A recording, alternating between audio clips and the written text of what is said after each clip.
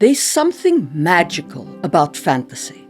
It lets you create life that doesn't have to follow the rules of biology or reality. They can be as strange, grand, or impossible as your imagination allows. But how do you make sure that those creatures still feel like they belong in your world?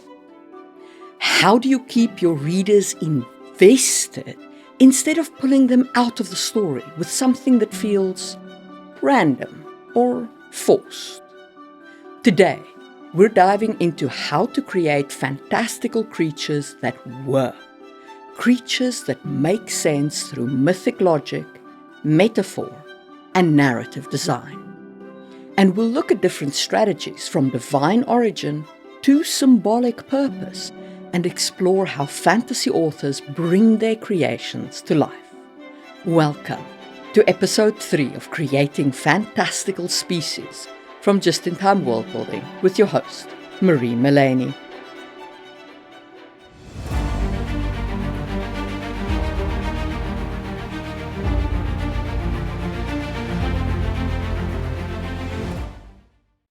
Let's start by exploring the divine, the dreamt, and the magical origins of species.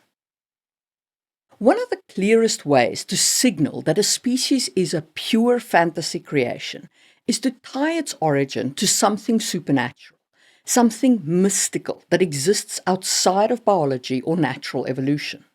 Many real-world mythologies explain creation through divine acts or cosmic chaos, rather than anything like Darwinian evolution. And in fantasy, we get to do the same. So in your world, you can take myths of creation and monsters and make them real. Maybe a divine being willed a race into existence. Maybe life did not crawl out of the primordial ooze, but was instead born from the thought of a god. In mythology, sentient life is often a gift, a curse, or an accident, a byproduct of the god's drama. So you can create species that are shaped by mystical force, not physical biology. That opens the door to all kinds of fascinating design, both in terms of the appearance of these creatures and their beliefs and culture. A great example of this is from John Gwain's epic fantasy, The Faithful and the Fallen. In that world, he builds a mythology directly inspired by Paradise Lost, a cosmic war between good and evil. Elwyn, a god of light, creates the Ben Elim, winged angelic beings. His rival, Asroth, creates the Kadushim, demonic entities born of darkness. These species are quite literally angels and demons, unleashed into the mortal world to continue their eternal war over creation. But what's interesting is not just their origin, it's how that origin shapes everything about them. The Ben Elim know they were created by the Creator God. They used to fight evil, but by the second trilogy, they've become zealous, theocratic, and they rule with an iron fist. They see themselves as divine judges, and they see everyone else as lesser. Meanwhile, the Kadushim are pure destruction. Driven by vengeance, they want to annihilate all life.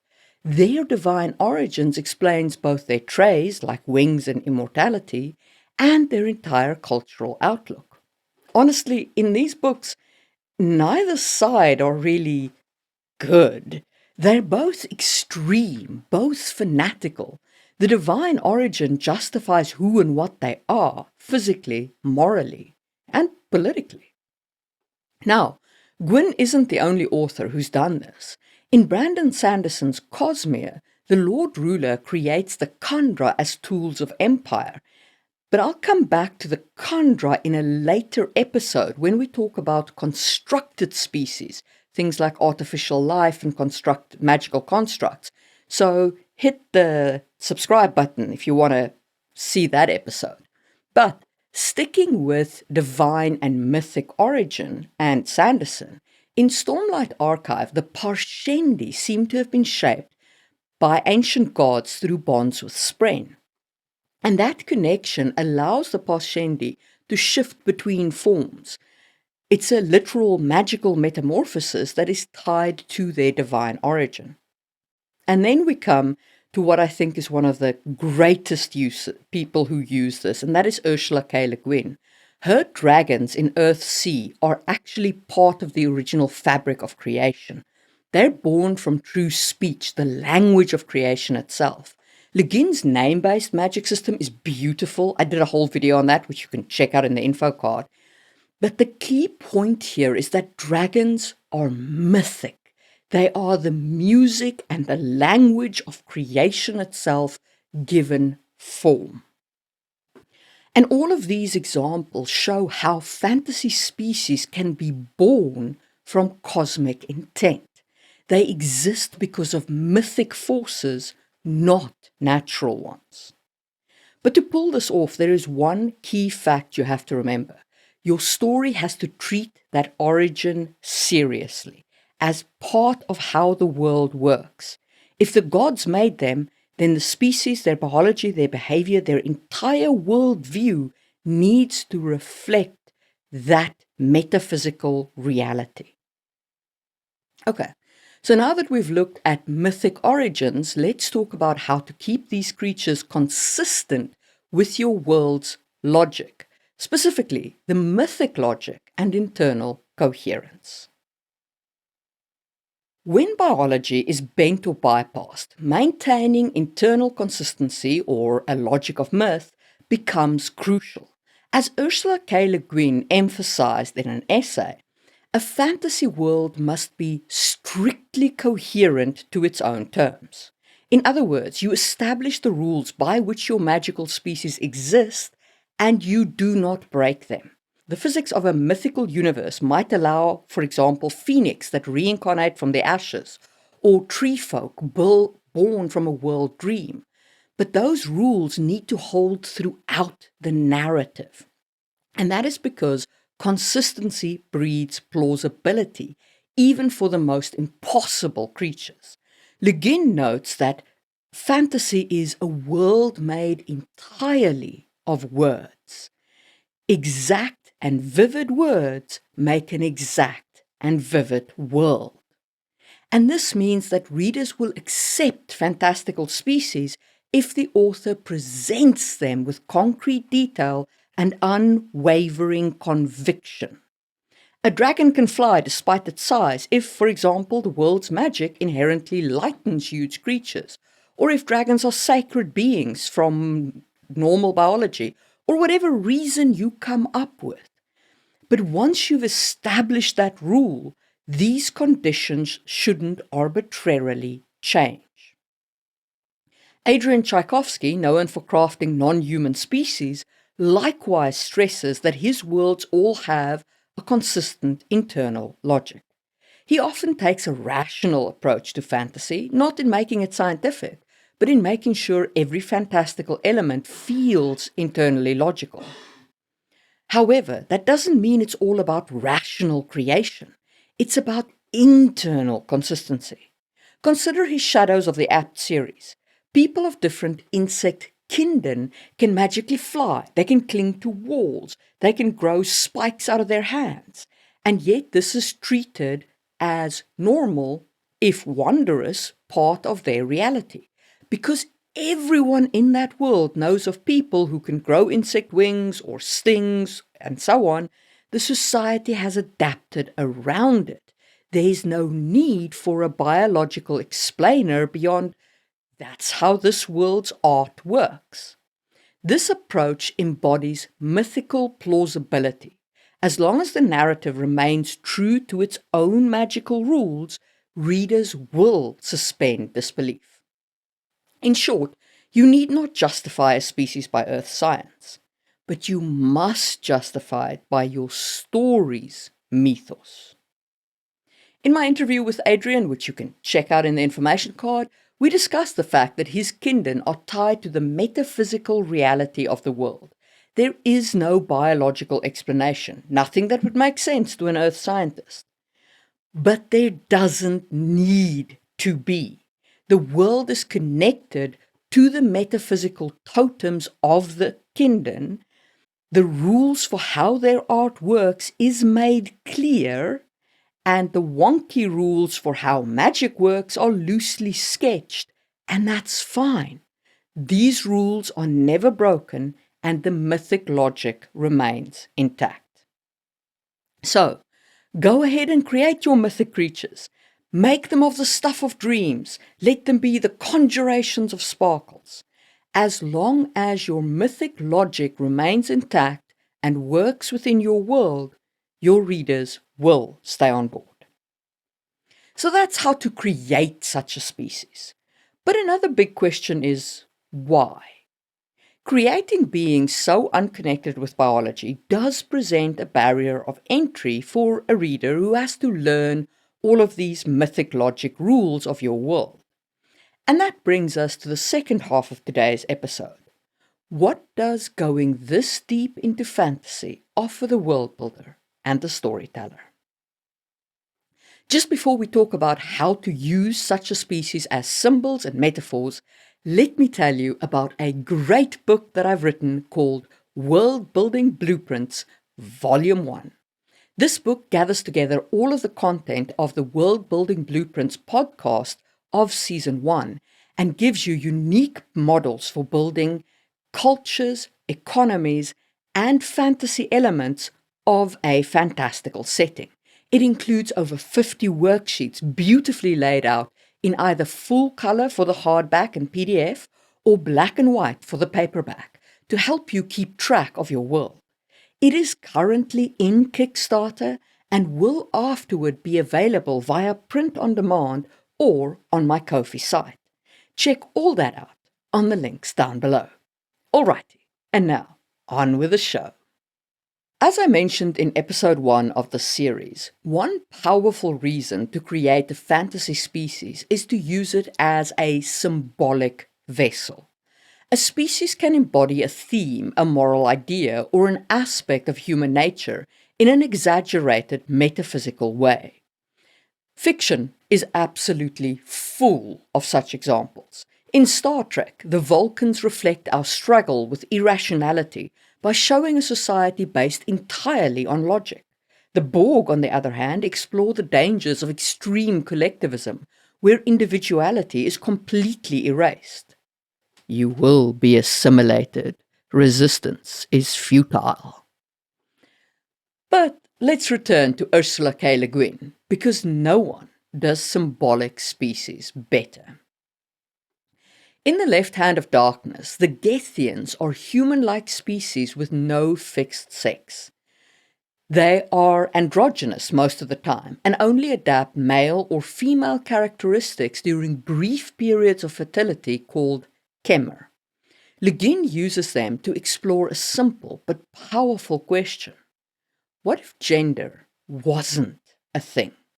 What would society look like if that dictomony did not exist, if that duality did not exist within our species? The Gethians are the answer to that question made flesh. Their biology removes the male-female binary entirely, and this shapes every part of their culture. They don't experience gender roles the way we do. They see themselves as complete beings, not halves in search of a whole. It's not about scientific novelty, it's philosophical. They represent unity beyond duality. Le Guin also uses a symbolic approach in The Word for World is Forest, where the Athenians, a small dream-focused forest dweller people, are colonized by humans from Earth. After brutal treatment, they rise up and drive the humans out.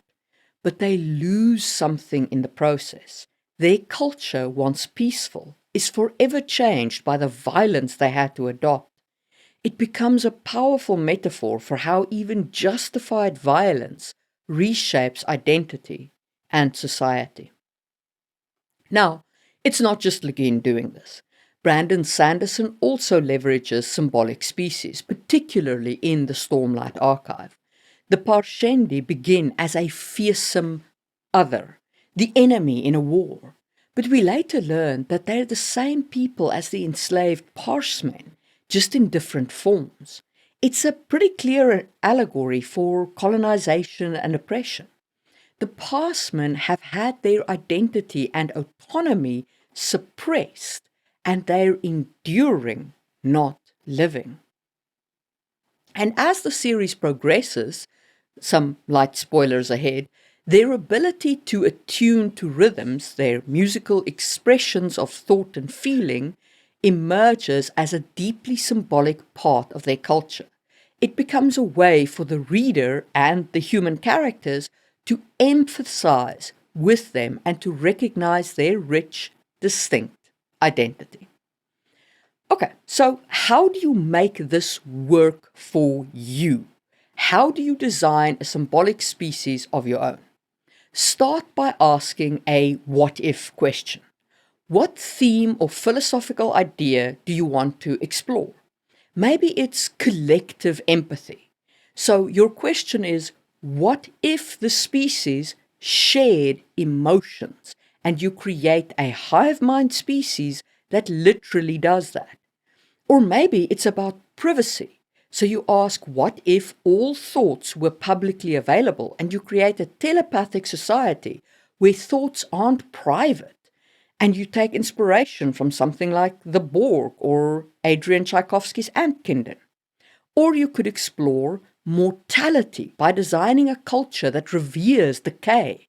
Imagine a race that feeds on rot, that finds beauty in decomposition, and sees aging as a sacred process. Through them, you could challenge cultural fears around aging and death. The key to making any of this work is to integrate the symbolism into every aspect of the species, into their biology, their worldview, their society, their culture, their conflicts. You don't want the symbolism to feel like a heavy-handed metaphor. It should arise naturally from how the species work. Let's say you design an intelligent plant species that willingly sacrifices itself to fertilize the soil for the next generation. And they do this in a ritual when they feel they are ready to return to the soil. But outsiders might view this ritual as horrifying. But to the plant people, it's sacred. That disconnect becomes a lens through which you explore the ethics of self-sacrifice, communal survival, and how different cultures interpret the same act. When you design symbolic species like this, you go beyond creating something that just looks fantastical. You give your world thematic depth. These beings don't just populate your setting. They mean something. Alrighty, that's symbolic species design. Next, we'll look at how to create species that serve a narrative function, where their role in the plot comes first. Narrative function is where you put the story first in your species design. You decide what role a species needs to play in your narrative, and then you design them to fit that role. In world building, form should follow function, especially when it comes to a species that will interact directly with your plot. So ask yourself, is this species a formidable enemy, a wise ally, comic relief, a romantic interest? Or maybe they're here to just pose an ethical dilemma. Once you clarify the species' narrative function, you can tailor their biology, their temperament, and their background to support that purpose. Brandon Sanderson is a big advocate of this approach. He said openly that he avoids using classic fantasy races like Tolkien's elves and orcs because they come with too much narrative baggage, and for that reason, they don't serve his stories in a fresh or meaningful way. What he said, in essence, to paraphrase slightly, is that He has no interest in writing about elves or dwarves. He wants to go in his own direction. Fantasy as a genre should be able to do anything, not just repeat the same old tropes. And that is a valid perspective. So instead of leaning on existing templates, Sanderson invents new species that serve the specific themes and plot mechanics of his worlds. For example, in Warbreaker, we meet the Returned, dead humans revived with divine power, whose continued life depends on consuming breath, and their lifeless servants. These beings are central to a story about divine breath, the nature of consciousness, and what it means to be alive, or to be used as a tool. In Stormlight Archive, we get the Spren, spirits of emotion and natural forces. They're more than magical flavor. They serve the plot by forming bonds with the characters, enabling the magic system, and reflecting emotional growth. Every creature in Sanderson's narratives has a job to do. And that's the core of narrative-driven design. Design the biology and culture of your species to serve the story arcs you want to tell. So if you're writing a monster hunting saga, for example, build monsters that escalate in difficulty and danger. That's what John Gwayne did with the Bloodsworn saga. He was inspired by Norse mythology and stories like Beowulf, so he filled his world with monsters drawn from Scandinavian folklore, each one tailored to deliver thrilling, cinematic encounters that fit the tone and stakes of his narrative. But this approach isn't just for enemies. It works as well for allies, rivals, or complex grey area species. Let's say your story revolves around a fragile political alliance. You could create two contrasting fantasy races whose uneasy cooperation drives the drama forward. And the clash of values between them, based on their different fantastical physiology, becomes the narrative engine of your story. In Adrian Tchaikovsky's Dogs of War, for example, we meet genetically engineered animal soldiers. These uplifted creatures, like giant talking dogs, aren't just there to look cool. They force the story to ask questions about obedience, conscience, and moral agency. What happens when tools of war start thinking for themselves? So, if your story is deeply emotional, say it's about grief, you might invent a ghost-like species that eats memory. That allows your characters to confront loss in a literal, externalized way. You're using a species to make the emotional theme of your story tangible. Sanderson has a rule of thumb for this, which I kind of agree with. I'll get to my caveat in a second. Even the coolest world-building idea should earn its keep, is his rule of thumb. So if it doesn't contribute to character or plot, cut it or rework it until it does. I have a caveat here. I do believe that bits of world building that don't necessarily add to your world still massively contribute to the immersion of your world, to making your world building feel real. But the thing about those bits and pieces of world building is they mustn't be forced into the story, and they must adhere to your mythic logic. For the rest of it, trim or rework until your fantastical elements work within your story. Okay, so that's narrative design. And that leads us to exploring philosophy and themes through fantasy species. So, fantasy species can also be powerful tools for exploring big ideas. You can take a philosophical question and externalize it. You can turn it into a way of life, a biology, or a cultural worldview. That gives you space to stage story events that grapple with those questions in a concrete, dramatic way, like those ghosts that help you externalize grief. Now, Ursula K. Le Guin called this method the thought experiment. In The Left Hand of Darkness, she wasn't saying we should become androgynous, but by imagining a species that is androgynous, she created a space to examine our own assumptions about gender. The Gethians become a metaphor that lets us think differently about something that is deeply human.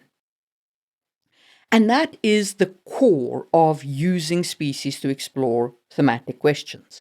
Decide what question or dilemma you want to explore and let a species' existence force your characters or your readers to confront that question.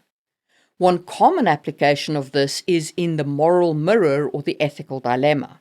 For example, you could create a race of empathic hive minds, creatures that live in harmony but struggle with individuality. This sets up a clash with human values, personal freedom versus collective goods.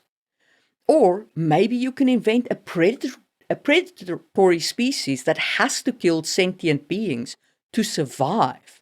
Vampires are a classic case here. Are they evil by nature or just following their biology? Suddenly, you're wrestling with moral philosophy in a very visceral way. These kinds of species can become vessels for exploring prejudice, justice, and empathy. Just through their existence or the way that others react to them, you bring these themes to life. Fantasy is also uniquely good at embodying spiritual and metaphysical concepts. We talked earlier about Le Guin's dragons in Earthsea. They speak the true speech, the language that shaped the world. They represent freedom, wisdom, and a kind of divine detachment. They don't care about human greed because they exist on a different level. They're ideals made flesh. In many fantasy settings, you'll find undead or immortal species that explore humanity's relationship with death. A ghost race that feels no emotion might view living passions as absurd. And that contrast forces us to ask, what gives life meaning? In The Faithful and the Fallen, Gwain's Ben Elim and Kadushim represent divine extremes, light versus dark, sacrifice versus destruction. But taken too far, both sides become cruel. That moral ambiguity deepens the mythic stakes and gives the reader something more complex to chew on. This kind of species design can lead to deeply emotional storytelling. Readers can become attached to a race that symbolizes unity or innocence, and they feel real grief when that ideal is shattered. And when a grotesque or monstrous species shows unexpected tenderness, that can hit the reader even harder. But here's the trick. Don't make your species into a walking allegory with no personality. You want cultural scale metaphors, not one-note symbols. Looking back at Le Guin again, the Gethians have different politics and beliefs. Each one of the Gethians is an individual. They are not all the same. Tchaikovsky's spiders in Children of Time form factions and disagree with each other. That complexity keeps them feeling real, even as the culture represents something larger.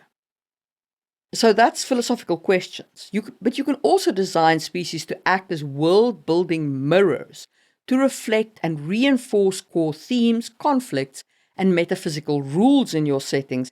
And this is where I fundamentally veer away from the narrative function. So for this, think of it this way. If your magic in your world is based on language, then maybe some species speak in a magical way. Or consider again John Gwain's Banished Land. The world is caught in a cycle of light versus dark, good versus evil. Every species, from giants to god-touched animals to fallen angels, plays into that mythic structure. The world feels like it's always teetering on the edge of biblical apocalypse because the species in that world embody those stakes. Adrian Tchaikovsky, whether he's writing fantasy or sci-fi, constantly links his species to thematic conflicts. In Shadows of the Apt, the insect-based species are split between those who can use technology, the apt, and those who can't, the inapt, representing the battle between progress and tradition and externalizing that philosophical question. The entire evolution of their society becomes a metaphor for progress versus preservation in their societies. The inapt are seeking to maintain the old ways, and the apt are seeking to improve technology. So when you're designing a species, think of it as more than just a biological oddity. It should be a world-building element as important as the geography, the history, or the magic of your world. A well-designed species will ripple across your world. A race of tree-like people who live for millennia might change how history is remembered. Maybe they are the historians of your world. Or a species that can fly should create airborne trade routes and airborne warfare. Or consider how a telepathic species might interact with verbal communicators. Are they diplomats, spies, or isolationists who can't bear to be among those who use words? Every trait you choose can and should impact the wider setting. And that's what makes a species feel rooted in the world, not just slapped atop it with like a little added fantasy sparkle. So always ask yourself, what does this species say about the fantastical reality of my world? And if the answer is not much, then the species might feel underdeveloped or out of place. But if the answer is rich, the species represents the world's cycle of rebirth. Their rituals shape solstices and festivals across nations, for example. Then congratulations, you've created a species that doesn't just exist in your world, it enhances it. Fantasy species creation is a playground where imagination and meaning meet. By forsaking strict biology in favor of mythic logic, you gain the freedom to shape your species that serves your story's needs and themes in profound ways. So whether you have gods sculpting races as pawns in a cosmic game, or a culture of dream-born beings who challenge reality, the key is to keep their existence consistent and consequential. Give your species purpose. Let them embody ideas, test your characters, and illuminate your world's nature. And as we've seen with examples from Le Guin, Sanderson, Gawain, and Tchaikovsky, the most memorable fictional species are those that feel inevitable in their world, as if they could exist nowhere else. And that leaves readers pondering the deeper questions the author dared to ask through these creatures. So, design your fantastical life not just to populate an empty map, but to personify the conflicts and wonders of your imagination. Let me know in the comments what purely fantastical creatures you've created and what they mean in your world. And while you're down there, don't forget to subscribe, because in the next episode, we're diving into the co-evolution of culture and biology, be that in fantastical or reality-based creatures. If you've enjoyed this video, hit the thumbs up button and leave a fairy emoji in the comments to let me know you made it to the end. A huge thank you to all the members of this channel who help me make more and better videos by providing financial stability, especially to the just-in-timers of the Build It in Stone level, Neil Buckley, A. Walyard, Necromancer JM, Epic, Katie Kofi Mug, and Tony Lamano, as well as the just-in-timers of the Build It in Wood level and Straw on the screen now. You guys make it possible for me to keep making these videos. If you would like to support the channel, one free and powerful way of doing that is simply to watch another video, because that tells the algorithm you want more world-building content.